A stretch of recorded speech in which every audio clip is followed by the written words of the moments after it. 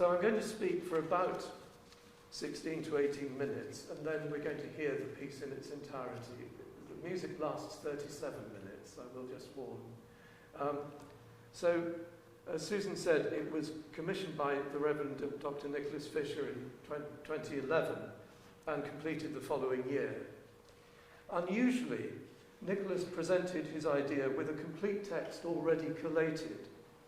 His aim was to enable contemplation of the Gospel's significance and its neglect in our postmodern cultural epoch.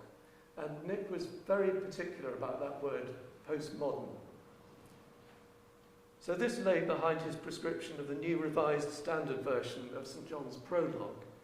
It also prompted his choice of R.S. Thomas, whose thorny demotic language and idiosyncratic rhythms operate in the service of a poetry of ideas and present a formidable challenge to any composer. A long-time admirer of Thomas's verse, though no expert, I was under no illusions as to the hurdles ahead. However, for the restless humanist agnostic composer, Thomas's lure lies in the chance to reflect his tenacious grappling with the problems of a faith continually beset by doubt or by bleak outbreaks of unbelief. There's nothing of comfortable certainty here, nothing of the decorative for its own sake. Difficult, counterintuitive rhythms mirror that beleaguered sense of instinctive faith as the square peg in the round hole of a scientifically based rationalism. And there are colloquialisms which perhaps reflect collective humanity's earthbound failure to apprehend anything numinous or mystical in the beauty of the natural order around it. Above all, Thomas often seems less to address the individual than to wrestle entirely with himself. On a purely practical level, therefore, the unsparing introspection of his uncompromising lone voice seemed to defy collective utterance by a chorus. In particular, it seemed to forbid any polyphonic approach, whereby each thread within a musical tapestry is intrinsically part of some greater composite whole. Having composed after that fashion in many works, I found myself having to reinvent, or if not that, then at least to replace certain fundamentals of the technical way in which my musical ideas found expression. That's not to say that counterpoint recedes entirely, that hymn-like uniformity imposes itself, or that the sung element reduces down to a single unaccompanied line, like some ancient Greek tragic chorus. However, I did find myself confronting a sort of poetic Rosetta Stone. I had to find my own key to its code before the hermetic difficulties of its flinty, resistant inner music could be unlocked. Word features a demanding and important part for the organ, which not only bookends the work on with its own prologue and epilogue, but also contributes a solo section before the final choral passage. I decided to delineate distinction between the prose of St. John and the verse of Thomas by omitting the organ entirely from the biblical passages, which I aimed to keep simple and unvarnished in effect. Here I found it instructive to think of Sir Michael Tippett's example in his oratorio, A Child of Our Time. Concerned to convey a universal message, Tippett rejected the interpolation of contemplative Lutheran chorales familiar to us from Bach's St. John and St. Matthew Passions, replacing them with spirituals from the Afro-American tradition. As arranged in word, the Thomas poems explore respectively 1. Restless, scurrying humanity's blindness to divine mystery. 2. Gritty intimations of some distant, hard-won but redemptive radiance. 3. Celebration of the divine through the symmetries, geometric perfections, and mathematical intricacies of the natural and elemental world, but voiced by a shaping deity himself, not celebrated by humanity. 4. An approach to some celestial kingdom from afar, tinged with anticipations of what it might prove to be. And 5.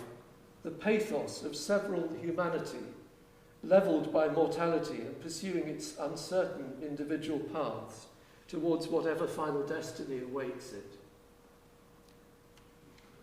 Word seemed to defy me as I sought to establish a responsible approach to the poems. An example emerges from the first poem, which you might care to look at. I'm sure a lot of you know it as well as I do. The first poem, with its enigmatic use of unexpected line breaks, reinforced by lowercase letters at the start of each line. Not only does this impart a sense of the breathlessness articulated explicitly in line 10, it also breaks the line repeatedly at counterintuitive, unexpected points within the verbal phrase. That breathlessness seems to pervade the entire statement, with the ends of lines marking another enforced intake of air by starved lungs. Till I realised this, I felt paralysed by my inability to envisage a musical response. Having once seen it, though, I began to grasp ways in which a breathless musical delivery might preserve some of the poet's intent. Even then, dutiful adherence still threatened to add nothing musically that wasn't already there poetically, and to dilute the potency of the purely verbal conception. At an early stage with word, I'd known that any meaning in the music ought at some level to remain subject to the meaning of the words which it set. With this in mind, I found myself reversing aspects of my reading of the poem. Out of breath with our hurry confers a gloss on the earlier question, what word, which one cannot initially read into it. The tone is incurious, distracted, indifferent, even irritable, but not fearful in the face of the unknown. This had much to do with my choice of irregular rhythms and shadowy chromatic harmony. Scattered outbreaks of the question, what word, failed to blossom into polyphony, instead falling aptly on stony ground as disjointed calls from the various voice parts as those scurry past. The impression required is of a reduced concentration span, not growing curiosity. In token of this, the setting of words is mostly syllabic, that's to say one note to a syllable, not melismatic, by which a musician understands several notes to a syllable. The transient human presences have no time for lyrical embellishment. For its own expressive benefit, the poem is something to be got through with a minimum of fuss. The second Thomas poem was an extract from a longer work. While the compositional process is a temporal exercise, a great deal of music isn't through composed, that's to say, written in the exact order in which the finished product is heard. Like a painter who has to start somewhere on his canvas, but unlike in the sense that a finished painting has no definitive beginning nor end, the composer may make a start at any point. In the case of word, I began with the second poem, and with the poet's phrase, I have seen the sun break through to illuminate a small field for a while. That I began here was less to do with any preconceived strategy, more because those words provoked a moment of personal recognition, which I'm sure many of us might share. I'd long been fascinated by that strange trapdoor effect that occurs when a concealed sun, bursting through dense cloud, projects perpendicular or diagonal rays earthwards, lighting only a limited area of some darkened landscape underneath. This called forth a musical phrase which felt spontaneous, but in retrospect probably depended on practical recognition that it needed to fall earthwards. Just as Thomas's meditation here had been triggered by the epiphany of those opening lines, my own ramified from the corresponding musical response, extending both forward and back within the work. By and by, this included an organ introduction, which was in effect reverse engineered from what already came after it. Well, time precludes any more detailed examination of the unfolding relationship between the poem and the music. In any case, that would be a tedious process, which we would all have forgotten by the time the music was played. I'll just note simply how prior appraisal of a poem's tone and imagery can to some extent act as structural determinants, establishing contours, refrains and culminations within the setting yet to come, but still leaving the composer a freedom of intuitive movement between and during those points. In such a case, it holds true that in the beginning is the word. That's true too of the fourth poem. It holds attraction for the agnostic humanist as much as for the Christian believer, since the distant world that it envisages may be an afterlife or an idyllic vision of earthly existence as it should always have been, or both. The colloquialisms, a long way off and going on, in lines 1 and 2, already defy any musical response redolent of pious, sacred music. The tone is conversational, but beckons us towards the light, pitting the fallible human's distance from it against a wondrous immediacy, the magic of being there. At the same time, there's a fragility, as if beneath the words runs acknowledgement how easily this vision can be lost again. As George Herbert put it at the conclusion to his sonnet entitled Sin, the sound of glory ringing in our ears, without our shame, within our consciences, angels and grace, eternal hopes and fears, yet all these fences and their whole array, one cunning bosom sin blows quite away. And of course, Thomas's edited selection of Herbert's verse for Faber was published in 1967. Earlier, I mentioned the enjambments or line breaks of the first Thomas poem, which seem to be the product of some expressive strategy. In the fourth poem, they offer no such prop or clue. Festivals, mirrors, and industry are deployed at inconsistent points within their respective lines. And the enjambments themselves give the composer pause by refusing to yield up their underlying intentions. As I meditated on this, it struck me that Thomas operates on two levels as a poet. And I'm sure I'm saying nothing that isn't obvious to many of you already. I'm simply describing the hapless composer finding his own salvation. As I meditated on this, it struck me that Thomas, I've reprised myself, Thomas operates on two levels as a poet. The upholder of an oral tradition, whereby all that he writes demands to be heard out loud and to be given the chance to succeed on that basis, but also on the private level of the silent reader, the newcomer who, like a pianist, first sight reads the poem, may be intended to stumble over these puzzling line divisions and their consequent obstacles to fluency. For the composer, perceiving this represents no ready solution.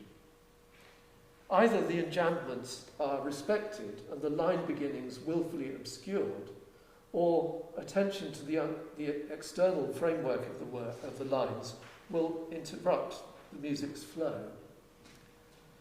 Here, the fundamental and disturbing question arises: is the whole notion of setting such poetry irresponsible? To that, an imperfect, partial answer may be given by making an analogy with the role of the translator of poetry. We heard yesterday what Thomas himself thought of translating poetry. But the translator who substitutes one verbal music for another, while preserving only as much of the original ideas and imagery as he can or feels suitable. Comparably, a landscape painting, for example, is either a substitute for reality or its reinvention on personal terms.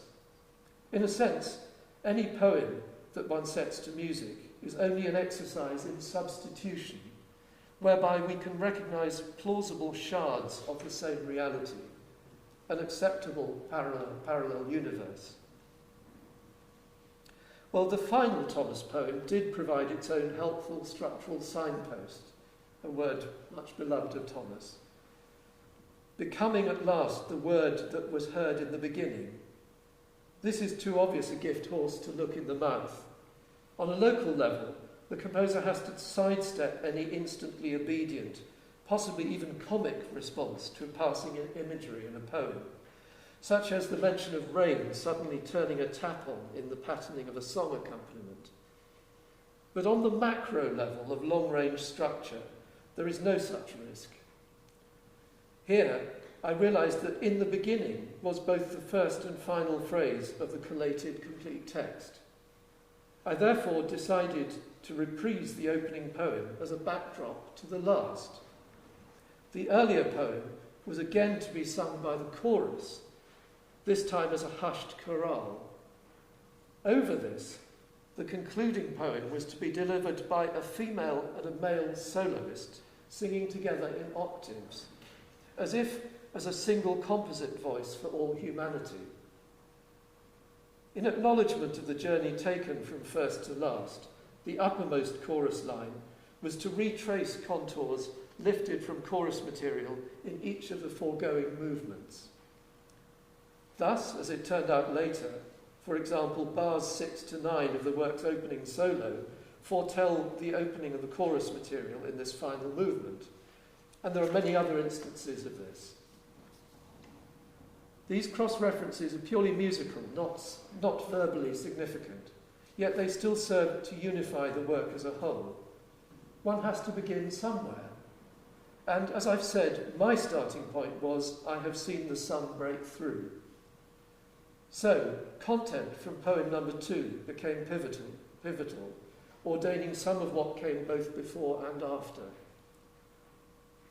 As before, the final poem posed the problem of how to make sense of Thomas's line breaks. As in the first poem, the impression to me is of breathlessness.